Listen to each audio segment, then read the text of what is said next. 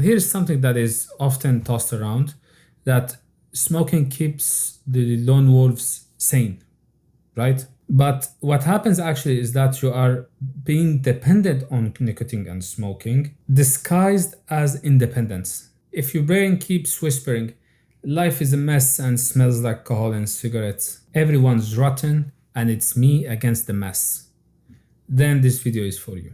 And today we'll be exploring how the nicotine hijacks the mindset of the lone wolf. Why?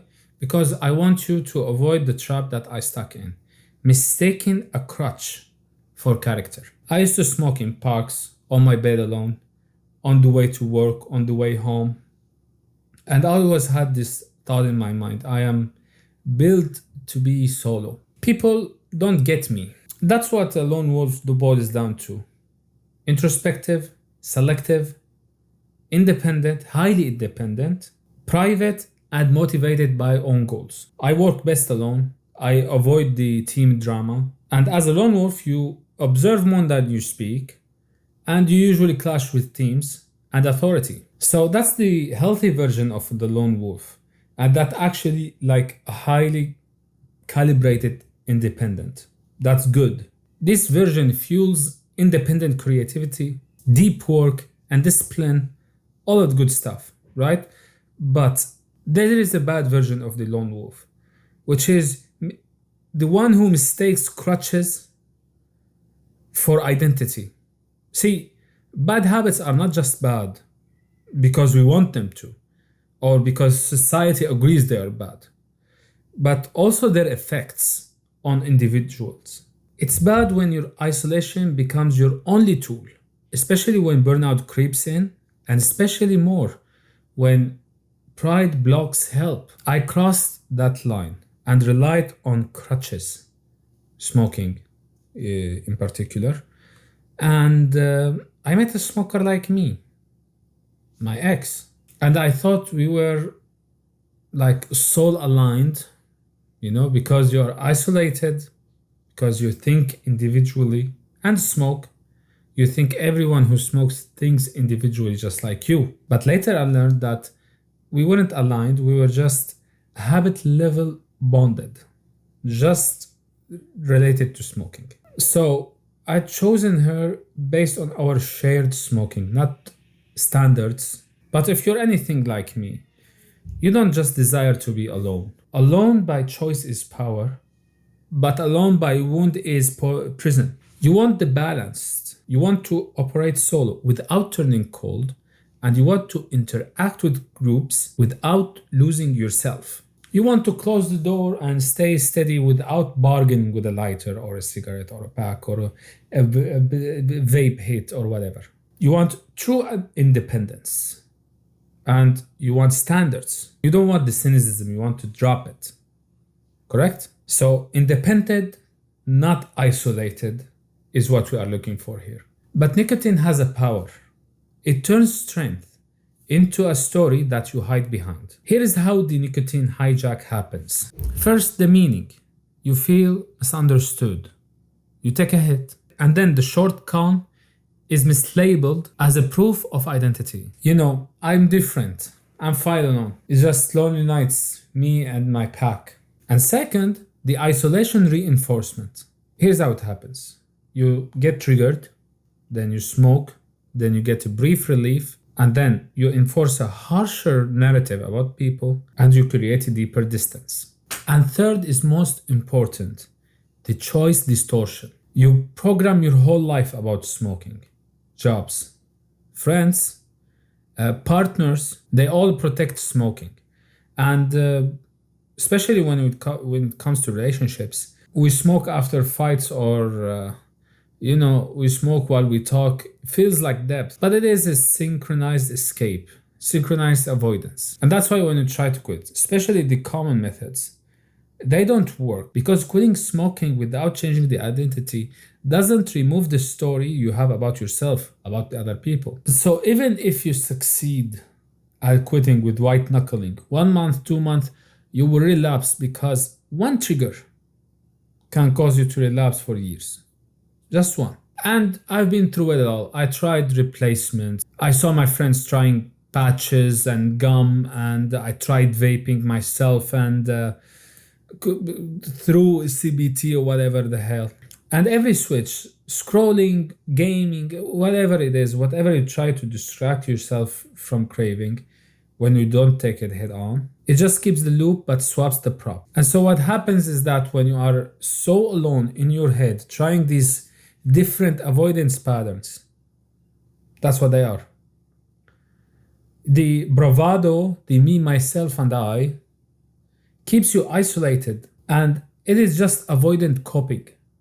That's all it is. And so your independence is always interrupted by some sort of relief.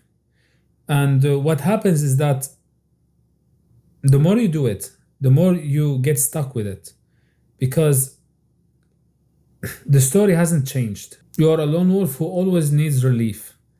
And here's the thing, if relief defines you, you're not free. And so here where we break the pattern. And here I need you to ask yourself, do smoking proves I don't need anyone? Do I feel that the world is rotten, so smoke is my honest pollution? Do I feel calm for minutes and then cold thereafter? And so when you answer these and 2 of 3 of them are true, then you are in the bad lone wolf isolation pattern because of the trigger, and then the story and the narrative gets the spotlight.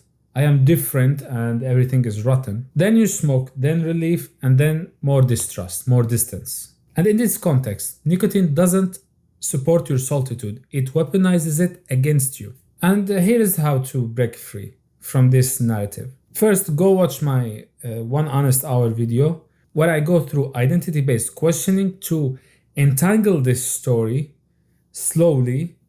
Then we build a new story based on the outcome that we are looking for. And you can do it alone. And if you are in the middle of quitting, I can tell you this to fight cravings. First, you already know you have to not act on any urge, but at the same time, you don't white knuckle it. Go to ChatGPT, journal about it, and describe to it literally. I feel there is tension in my nose because whenever I breathe, I remember when I used to breathe the smoke through my nose. Whatever comes to memory, whatever comes through to your mind, just dump it on ChatGPT as it is, right? And it reflects it back to you.